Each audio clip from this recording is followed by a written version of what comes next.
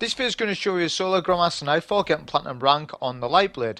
The featured Nightfall this week is Lightblade, but we have the GM selector node available. So there's Scarlet Keep, there's the Moon Battlegrounds available, or any other GMs that you haven't done as of yet. But this video I just want to focus on Lightblade for now, because Lightblade is the featured Nightfall for this week.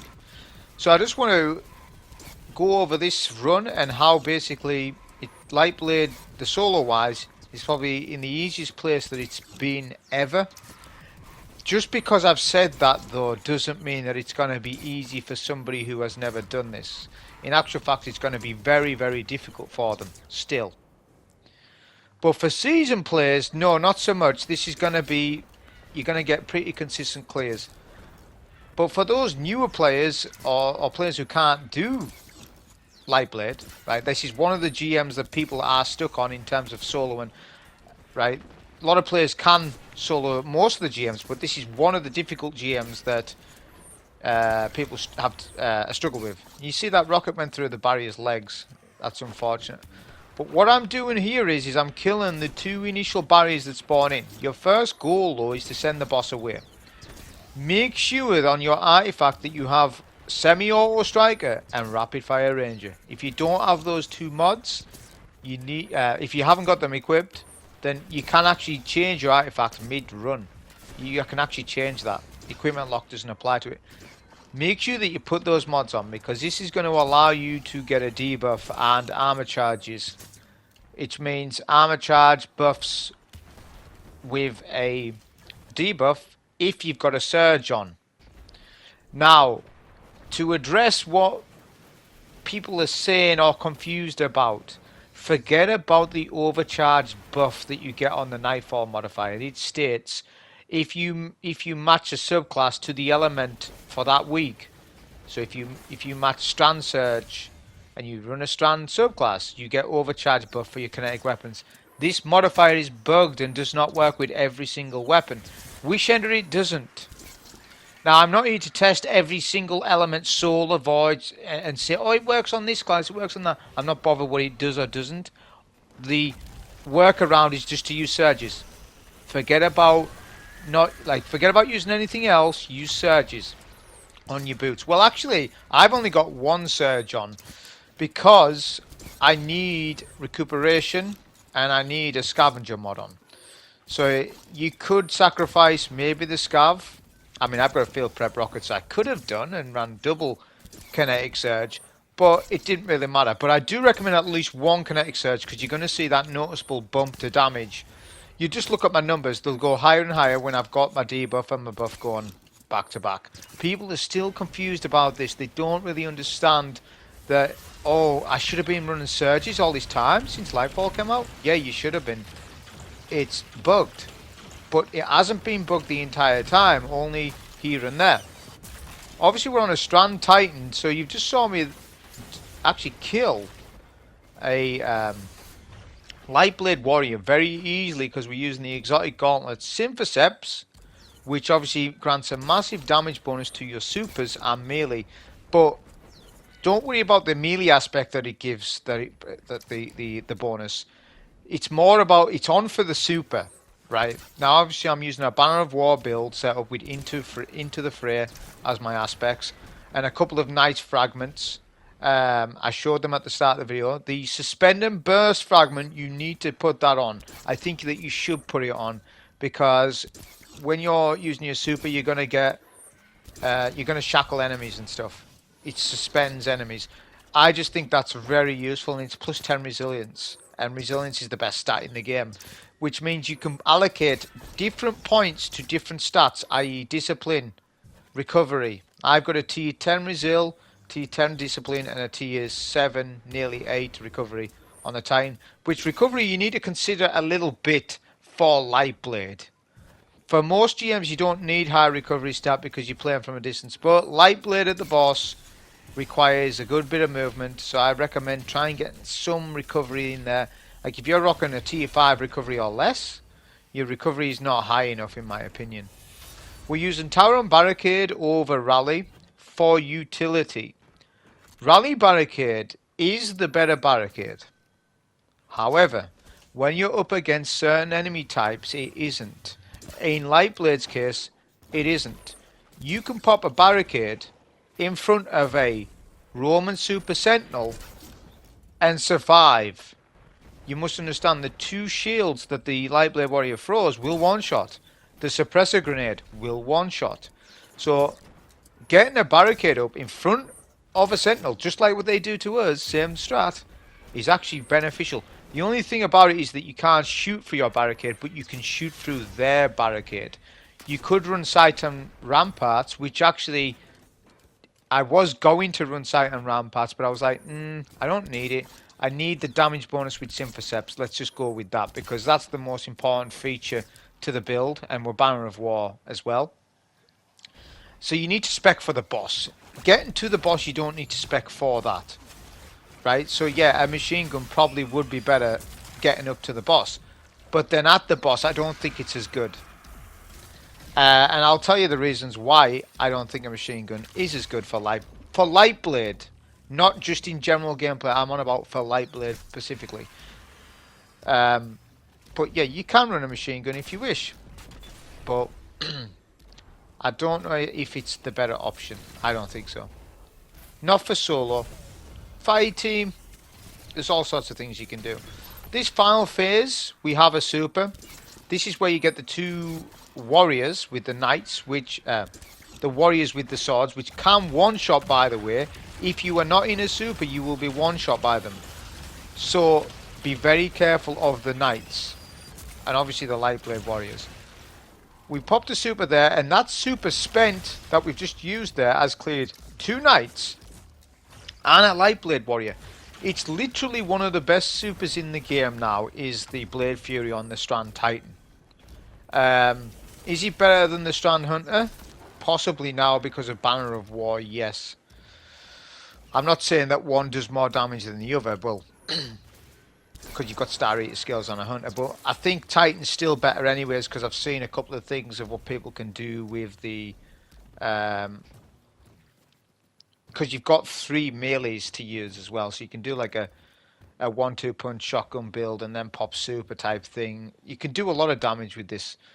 So it's really good, and not only the other reason why it's really good is because it can kill barriers and unstoppables, barrier champs and unstoppable champions without the use of a weapon. There's not many other supers that can do this. Right? If you pop a Raiden Flux on an Arc Hunter, you'll kill an Overlord, but you won't kill a barrier. It used to kill barriers, but they've done something wrong. They've done something with it when Arc 3.0 come out. So there's not many other supers that can do this. Only the Strand Hunter, because it can stun both barriers and champs and unstoppables. So I went to get the Sparrow from the social space. This is the strategy. Make sure that you do repeat what I've just did. After you've cleared the first room, backtrack all the way to the social space on Throne World. Right? You then can summon your Sparrow, and your Sparrow will not despawn. However, you only get 1. So if you lose it or it explodes, you don't have your Sparrow any longer. So you need to be utmost care with it. So put it at the entrance, out of the way of the enemies. Your Sparrow won't despawn, obviously, because they made this change years ago. Well, when Witch Queen came out, they made the change, I think, where Sparrows don't despawn. So this is possible to basically help you on later on in this GM. So notice how I'm debuffing the champs quite often. Note that the rapid fire range, you need to be standing quite a bit away from the champ. Not too far away. I think it's something like 20 meters. I don't know the exact meterage on it, but I don't need to, because you're clearing champs from a distance anyways. Now you're going to get your Sparrow and then put it on the tomb ship. The tomb ship will then activate. Get off your Sparrow and get off the tomb ship as soon as. Because once the Acolytes see you on that tomb ship, they will nade you. If the nade hits the Sparrow, your Sparrow will explode, and your strategy, well, the strategy that I'm going to show you for the swamp, won't work for you, and you'll have to do something else. Which isn't ideal if you're using a rocket. if you're going to do swamp legit, the machine gun's better. Because it's better to deal with the moths and screebs and all that sort of stuff. But we're not doing that. And there's no need to. Because it's very simple what I'm doing. This tomb ship's going to take that sparrow all the way to the exit. All we need to do is take care of all of these acolytes. We'll try and pick up a couple of orbs here and there because we're using an explosive light hothead. The same style of roll that I used on my previous GM, which was on a Strand Hunter. This is slightly different, this roll though. It's a field prep explosive light roll, whereas my previous roll that I used when I soloed Lightblade was auto and holster explosive light. And having done this now with the field prep rocket's better night and day because you're getting so much more ammo per brick. Although auto and holster is really handy to sort of rocket a champ twice in a damage rotation without reload, which is nice. It is nice, but it's not as good as a field prep rocket. You can have so much more ammo at the boss fight. So I recommend field prepping this. Now, bipod is a new perk. I'm not stuck on bipod. I know what it can do, but listen, you're using twice as much of ammo as you would be with explosive light. The tests have already been done, and I know there's a place for bipod for sort of burst damage, but you need to understand you're using double the ammo for the same outcome. This is bad. This is a bad setup. I don't recommend a bipod rocket for this. And you'll be disappointed to hear that, but it's the truth. It's the harsh reality of it. We're going to pop a super here and shackle this Lightblade warrior. Why? Because these Lightblade warriors are not as strong as the other ones that we face. So these can be shackled, but the Lightblade warriors at the boss cannot be shackled. It's a shame, and I don't know why that is. I think they should allow us to shackle Lightblade warriors, any of them, apart from a boss style one, right? Like if it's the actual boss, like Ektar in the Ghost of the Deep. You can't shackle him unless it would just break the boss. But I'm on about, you know, the ones at the boss should definitely be shackled. You should be able to suspend them. I don't know if you can. I suppose you can freeze them. So when Stasis gets a buff, Stasis is going to be king again, probably for the solo GM on Lightblade if Lightblade's out again next season. I doubt it. I would like it to be because Lightblade's always a good test of character in a run. It's a good test of a subclass that you're using. It's just a good all-round strike, and it's an actual strike. Here's the thing, it's an actual strike. Battleground GMs, they're not a strike. Although they sure did make Europa feel like one, and I really did enjoy that week. I can't tell you enough that I really enjoyed that week until the crafting bug came out. Alright, when the crafting bug came out, it ruined that week. But the first 3 days of running Europa Battlegrounds in a team or solo was good. As for last week with Mars, oh well, I just wanted to get it clear and get out. I wasn't that fussed. However, it's not that badly designed. There's a lot of cover at the boss. The capture zones are a bit BS. And the ghost hack is ridiculous a little bit. I don't like it. And the infinite enemies. So it's not that bad to solo his Mars, but it's not enjoyable. Lightblade is an enjoyable run. So is Glassware. All the strike themed ones that are actual strikes, I would far much rather run over a Battlegrounds GM anytime because they are intended to what they're meant to be. They fit a formula. It's a themed story. You encounter the boss at the start of the strike. You encounter him mid-floor. You encounter him at the boss fight, and then you get an idea of him.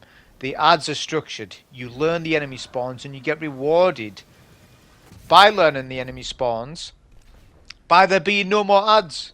Great, right? It's just you and the boss. Battleground GMs, you don't get rewarded for that. You actually get punished. Because once you've cleared out a set wave of enemies, another wave's coming. Yes, they've adjusted that, but it's still a different ideology to what a GM should be.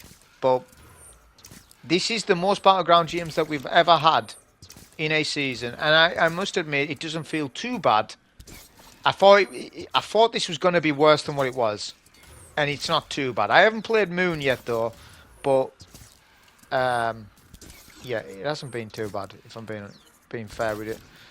So the Sparrow's still on the tomb ship. Don't don't hit your Sparrow with Louis Ender. You will almost destroy your Sparrow with one hit. Because remember, Sparrows, their HP of a Sparrow scales up with the difficulty. So your Sparrow will get 1 to 2 shot in GMs. Even the always on time Sparrow that has more HP than other Sparrows. Although I heard that they were fixing all this and all the other Sparrows were going to get the same speed. When's that happening? They announced that change months ago, and it's still the same. Why is that not the same? Unless it's already in the game, and I've sort of missed it. Like a Sparrow's not the same speed as this one by now. They should be, because once they make that change, I won't use the Sparrow again.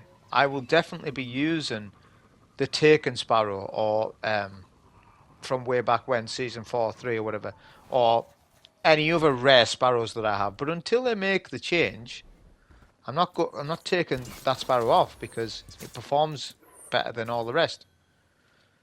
So now this is the relaxed period. You can see the Sparrow doing a good job of just going through the swarm. It's almost impossible to die there because the moths don't chase you whilst you're on a Sparrow. The raiders that spawn, the Scorn raiders in the swamp, can kill you, however, but you just zoom past, and it's pretty easy to do. Once you do that, you're past the swamp, you lose Weight of Darkness, you can then get on with your day and get to the boss. We'll debuff this Unstoppable Champ first to get the most out of our heavy. Try and debuff targets before using heavy, because you're getting more damage, aren't you, overall, and you're using less of it. So, I mean, I don't even need to go to that great extent, because I've got Arc Scav on and Field Prep, which means I can get up to 4 rockets per brick. So I don't even need to go that far with it, but this is just showing you how to manage your ammo and not to spam it, which is the number one, one of the top 5 reasons I would say is why people fail in Grandmasters, is because they overcommit to damage. They use too much heavy at the start or the mid of the strike, and then when it's critical moments they don't have the heavy to use. They then end up wiping because of this. That is one reason. Also overcommitment, as in they're standing in one place too long and then they die because they stood too long in one place. So that's another reason. I picked up a brick there by accident. You saw there. That was unfortunate. That was because I was ADSing and not realizing when I was walking. I'm trying to kill these enemies as safely as possible because the void nades that they throw, those nades, they absolutely melt you. So the stalkers and all that and the raiders, none of them are snipers, which is good, but they melt. They can melt you quickly if you play overconfident on this a little bit. I have wiped here before in the past on a previous season. So be careful of the stalkers. Take them from a range, one by one with Wishender, and then you can push up. So this little bit, you can literally just manipulate the enemies a little bit here, because what you need to understand is the streakers will close up if you don't stand within the radius of, say, 20 meters. But if there's an enemy race that's fighting a shrieker, the shrieker will remain open. So this is an actual... I love this little bit because the Scorn Unstoppable Champion does his best to get up top. And sometimes if you're quick enough, you can get the Unstoppable Champ to jump up to where the Darkblade, the Lightblade is, and fight him. That's some of the best interactions like you can have in the game. I love that. And that's what I've said in the past, is that why is it every single strike that we have only has 2 enemy races in it? Now you think about it. What strike had 3 enemy races in it? Right? There's been three different champions in one GM, which is Warden and Nothing. Right? Cabal and Vex. But 3 styles of champions, but not 3 enemy races. I'm just saying, a strike would feel a lot better if it was more of a battleground. And I don't mean the term battleground as in battleground GM. I mean an actual battleground, an open wide area where enemies are just swarming each other. Like you've got Thrall, you've got you've got Hive, Fallen, Taken. You've got loads of enemy races, and you're in the mix of that. That would open up a new dynamic, and they don't need to create anything for that because they've got the enemy races in the game. All they need to do is just, oh, you've got Taken enemies, put those in as well, please.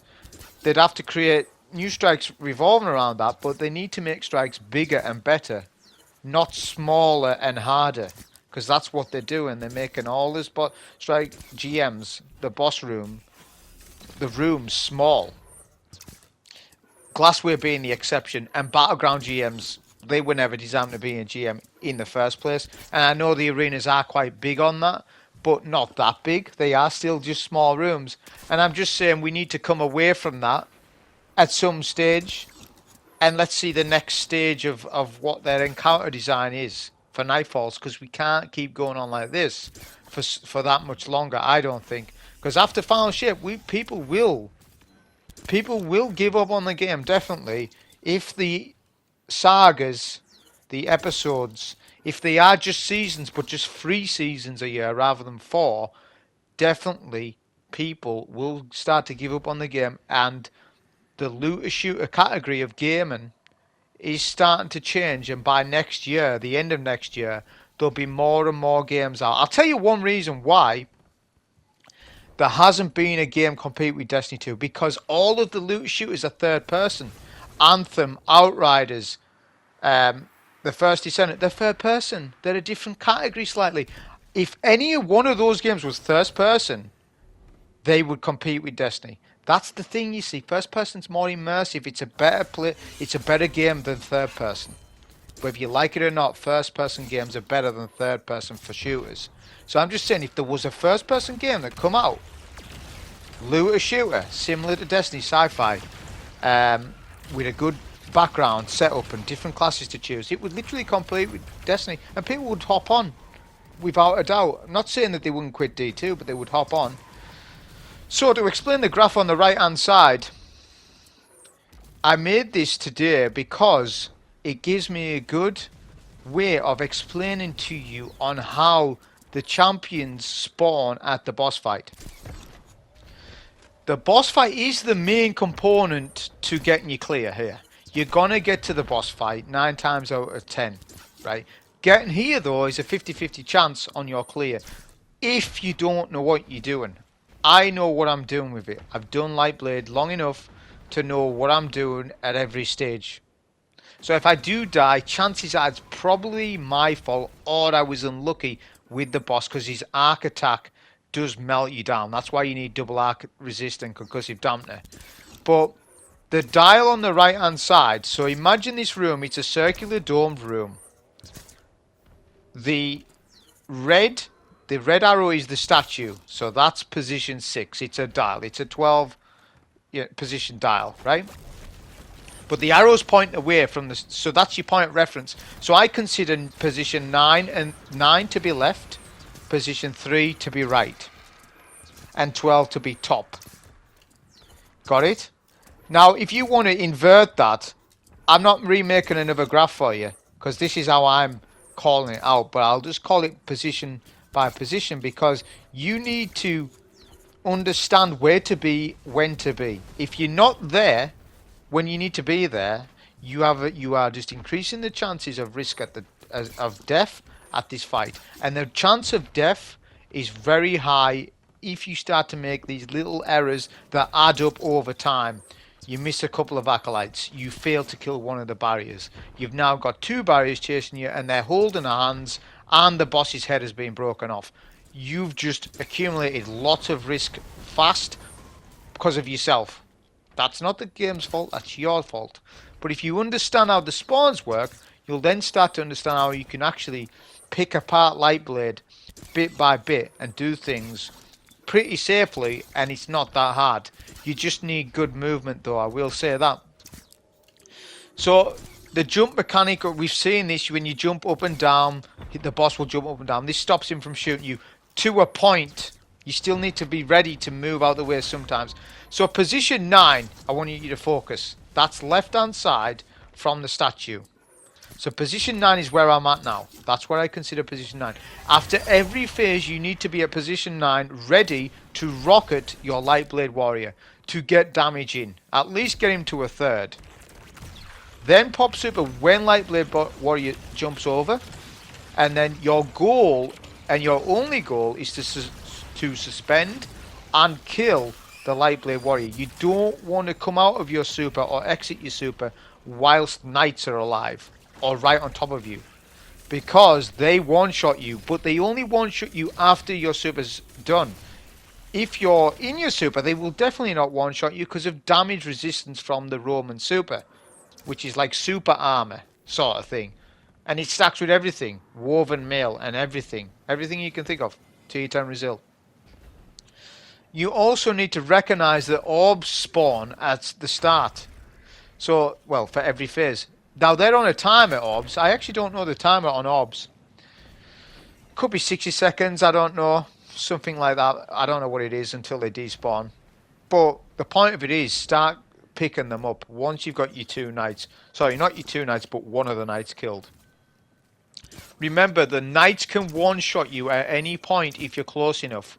Their lunge distance is increased, their speed is increased compared to a normal strike.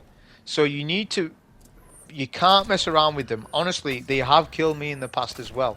The knights, when you're overconfident with them, because they don't feel threatening at a distance, do they? Because they can't hit you with anything. But then you're like, oh, I'll just go and grab this orb, and then the knight kills you because you underestimated the lunge on the sword, and then you die. Your next goal is to take down all the Curse for All. Take them all out. You don't want to deal with them because ads are still teleporting. It's obviously been a thing in the game for quite a while now. Ads still teleport, and Curse for All certainly do. So take them out to reduce risk of death at a later stage in the fight. Because there's going to be times when you need to come down here for ammo. So you come down for a brick, a Curse for All teleports on you, explodes, then Alak Hul finishes you off with the range attack. Then whose fault's that then? Well, you're going to say it's the game's fault, but I'm going to say no, it's not the game's fault. That's your fault for not dealing with the Curse for All on phase 1 when you should have done. You were lazy. That's what I would say. You were lazy of not dealing with it then. Deal with your ads as they come. Don't let the ads mount up. So we killed the knight at position 9, then shackle, rocket, and then super. Right, so we're at position 8. Right, we killed the knight on position 8. The barriers, the two barriers, one spawned on position 7, which is right next to 8, and then the other one spawned on position 5. Now, why is that so good? The reason why that's so good is because you can kill the first champ that spawns on position 7 with a shackle, a rocket, and a super. But whilst you've done that, the champ from position 5 jumps past the statue and onto 7, which means you then clear out the rest of the acolytes surrounding the second champ, which then isolates you, the champ, and the boss only. There might be some survivors. There might be an acolyte that survives. But when you do that, you just do a map rotation, run around the map, kill the remaining acolytes with Wishender, and then focus the second champ. To deal with the second champ with no super, you need to do map rotation and rocket and Wishender. That's why the rocket, I believe, is easier for people than a machine gun. Because what do you do when you use a machine gun? You stand in one place and fire it. That's it. That makes you a sitting duck. I'm not saying you can't do it with a machine gun, and I've seen people do it with a machine gun. I'm just saying, I think for the average player, a rocket is a far better choice to deal with these barriers, especially the fact that we can debuff the champ very easily with Wishender. You can do a rocket, run away. That is safer than a machine gun all day. Even though the machine gun has extra benefits, it can clear ads for you quick. So what? Wishender can do that from a range. So yeah, the old shackle build, don't get me wrong, the old shackle build where the suspension was longer, machine gun was the play then, wasn't it? But now suspension only lasts 3 seconds. So you don't need to really worry about doing that damage over time with a machine gun, because you're only using it as a panic button anyways. the suspension. So yeah, it's 3 seconds since the nerf. It doesn't matter that it's 3 seconds. It's a stun, if at all. If at all, it's a stun, which is huge. It means that you can comfortably take down one of the barriers immediately on a double set of champs, which is the biggest factor between dying and surviving on Lightblade. So now, the second set of barriers spawn at 50% HP for the boss. Like that's exactly as well. So you need to now. This is what extends this run a little bit. Is that you need to make sure that you've got your super at certain intervals, and this is one of those moments. I'm 3/4, but I'm not going to be able to get enough super energy off the boss, because you do get super energy while dealing damage. I'm not going to get enough super energy off the boss. I'll break the boss's head off before I get my super, which is not the play. The play is to do map rotation, evaluate ammo on the floor, right, which there's 2 bricks. I'll get the ammo finder one, that's good. And I've got that other full brick. That's a full brick, by the way, so that's 4 rockets. So I've actually got 10 rockets in total, technically, 4 on the floor. So 6 is good. 6 is a good, and you want to make sure you've got a good amount of rockets for the next set of barriers, which I haven't mentioned, but there is a third set of barriers at the boss that we're not going to kill. The reason for that is because we've already killed the 2 barriers at the start of the GM, which everybody skips. Well, I'm here to tell you, you shouldn't skip them, because you can now skip the final 2 barriers, because you have 2 free tokens to skip any barriers you want, because platinum rating's been bugged for a lot of years, and that's just how it is. You get a free token. But in this case, it's in your interest to kill the 2 barriers at the start of the strike, meaning that you can skip the 2 final barriers on the final phase, which is, in my opinion, the most difficult phase of the entire thing, because the boss's head is broken off, he's faster, and stuff like that. So the next set of barriers are going to spawn in on position 3 and position 11. 11/10. It's between there. Don't worry about the 10 and 11. It's the position 3 champ that I'm going to kill. So that's right hand side of the statue. So we need to break the head off the boss as we jump over to position 3. So how do you do that? Well, you do the manipulation of the boss in mid. So that's position 3 there, right? So I'm looking at, I'm actually on position 3 now. So we're going to get the boss to jump to position 3, which he will. And then we're going to break his head off and jump over at the same time. But there's a timing to it. We have our super now as well. So he wasn't quite there yet. It's actually good. Good that he wasn't kind of messed up there a little bit. You need to be on point with this, by the way, if you're doing it like this. So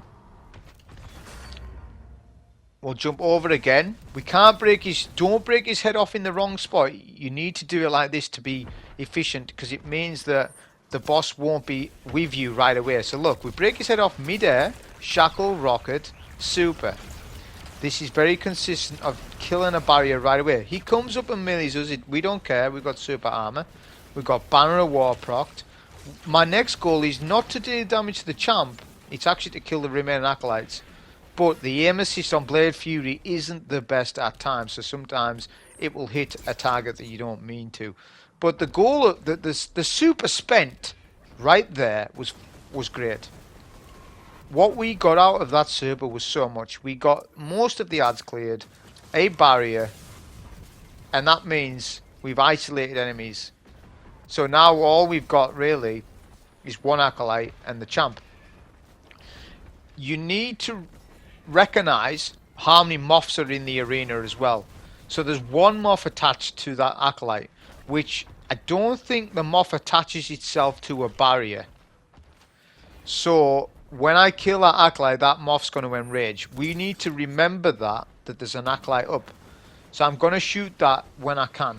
That's my focus, is to avoid boss, avoid champ, and get the moth. I've got the moth now. Now, this is where you need to multitask. So the boss is hitting us from mid, bottom mid. We miss a shield break, that's fine though. The goal is to sort of get some cover a little bit.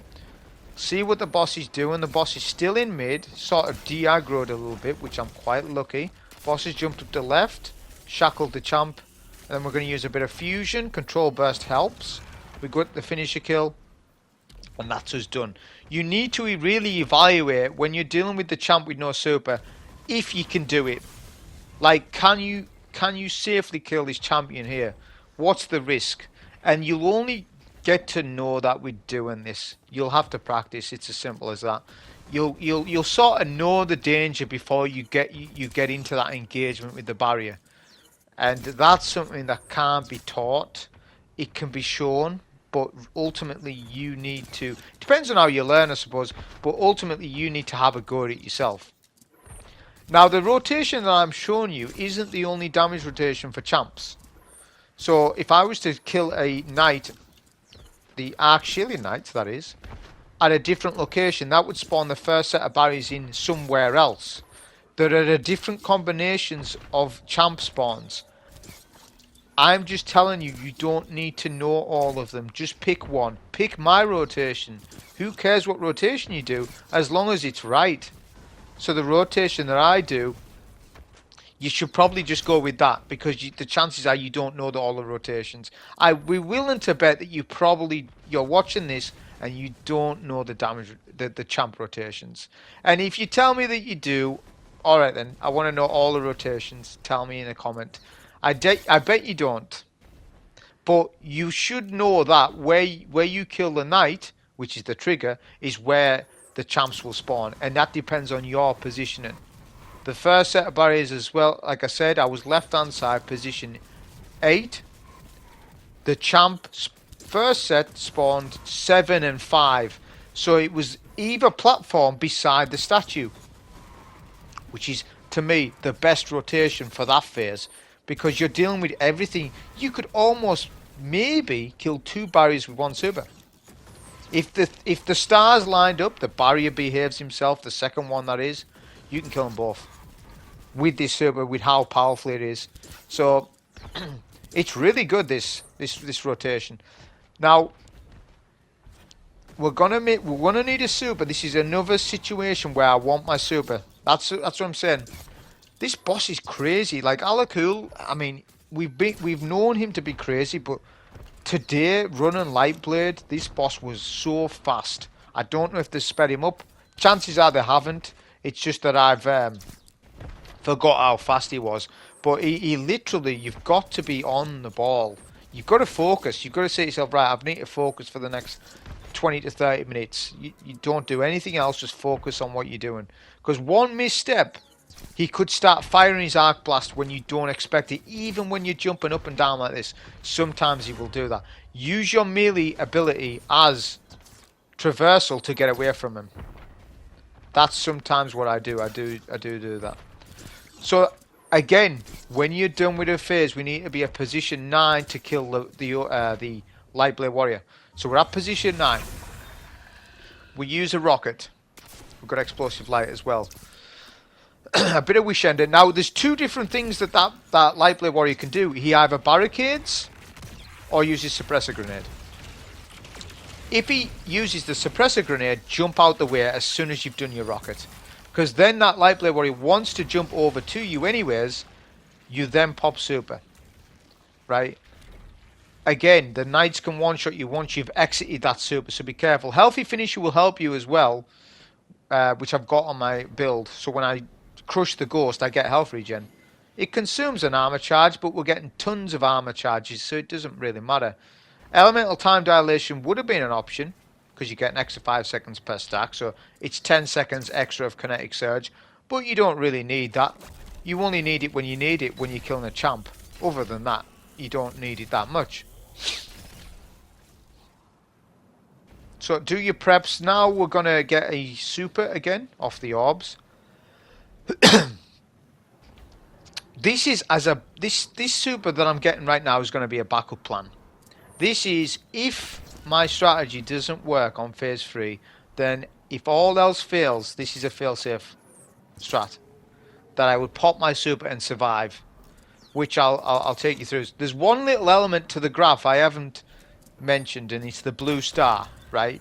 So you got door yellow, statue red. So those are your doors. There's 3 doors, of course, 12, 9, and 3. But you've got a blue star, meaning the exploit zone. So the exploit zone, I have showed it in the past, and I'm not the only person to use this. I don't claim to have found it out either. I'm not bothered who found it out, as long as there's some sort of zone for people to use like this, because I don't mind it. That is at position 8, which is below 9, as in on the bottom floor. It's a cup on position 8. Now there's a cup on position 4 as well that you can hide behind, but the cup on position 4 does not work for the exploit, only position 8 does.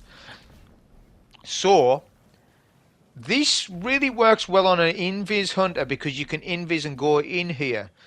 How do you use the exploit if you're not on hunter? Well, there's a way of doing it, and this is how you do it. It's quite difficult though. Well, it's not difficult. It's just an annoyance to set up. So I'm just showing you where you stand behind that cup. So you need to be crouched at all times and hugging the cup and the back wall. Those things need to be exact. If you're too far forward where the cup is, the boss will notice and shoot you and kill you. If you stand up or pop barricade or anything like that, you will definitely die, because the splash damage will be too much and you will die no matter what resilience, no matter what. Unless you were in a super, you would survive it, which is why we have a backup super on if the boss messes around. Now, if you're really uncomfortable, you could use a glaive. Now, the problem is glaive is not unstoppable. You could still use an unstoppable, just a glaive. The thing about that is you wouldn't have unstoppable, but you've still got shackle, I suppose. So you could get away with it, couldn't you, really? But I wanted to use the fusion because I like loaded question. But as I said, if you want to use a glaive, you can, because the glaive can help you survive when you put a frontal shield up if the boss misbehaves. But here's the thing. If you know what you're doing, the boss won't misbehave. You'll be fine with it. All you need to do is follow the steps. So the knight needs to be baited over to you at the cubs area. If you kill the knight in an open ground, right, the boss will notice you and start shooting arc. You go to the exploit zone, he'll just kill you right away. It won't work. It has to be instant. Like, as soon as, what you need to understand is the Alak Hul is dazed right now, right? He's got his shield up, he doesn't know where you are. But as soon as you take down his shield by killing the knight, the boss will start to evaluate where you are. There's like a second or two second grace period where the boss will look. If you can get into the exploit zone in that 2-second time, the boss won't know where you are exactly. He'll come running over and then he'll get confused and then you can kill him. But you need to follow the steps. If you don't follow the steps, it won't work and you'll die. But if he does start shooting the arc, your get out of jail free card, if the exploit fails on you, would be pop a super. And then you'd have to exit the exploit zone, and then you're then up against barriers and stuff. So it's important that you do this exactly. I'm just trying to bait the knight, which the knight will bait. It's based on radius and how close you are to him. He just wants to keep diagrammed because enemies hunt in packs in this game. The less of them they are, the less threatened that they are, right? They're threatened by you.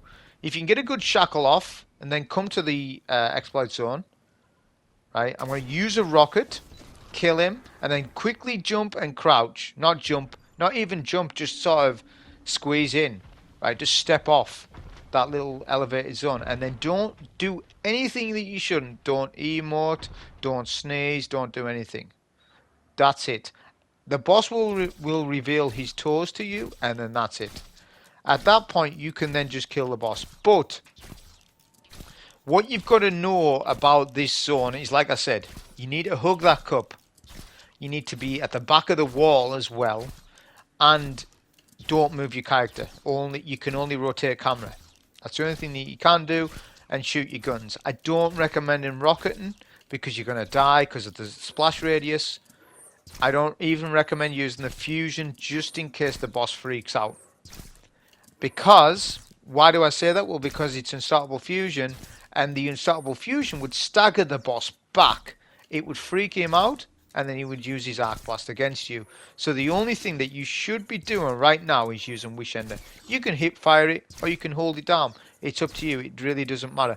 But do note that when his HP bar gets to A, there you go, L, sorry, 2 champs appear. Sometimes the boss's AI will change when the 2 champs spawn in. This run he didn't, because I performed this exploit as perfect as you can. But if I hadn't, and he sort of done his arc attack here and there, then it would be a bit of an issue at that phase. At that point, I would just say, stop shooting the boss, just stay still, and then eventually the boss should calm down and reposition himself. And if all else fails, like if he's like 10% and he rages out on you, pop your super and kill him. Because you'll do massive damage, because I've got biotic enhancements procced on the left hand side. So you've seen how much damage his super can do. He can do about 10 to 20% HP to the boss, all in. But I can't mind if there's curse for all in this phase. I don't think there is there? I can't mind. But if there is, then that would be a problem, because they might explode on you while you're in your super, which wouldn't be ideal. So just try and finish him off with the bow if you can, like this.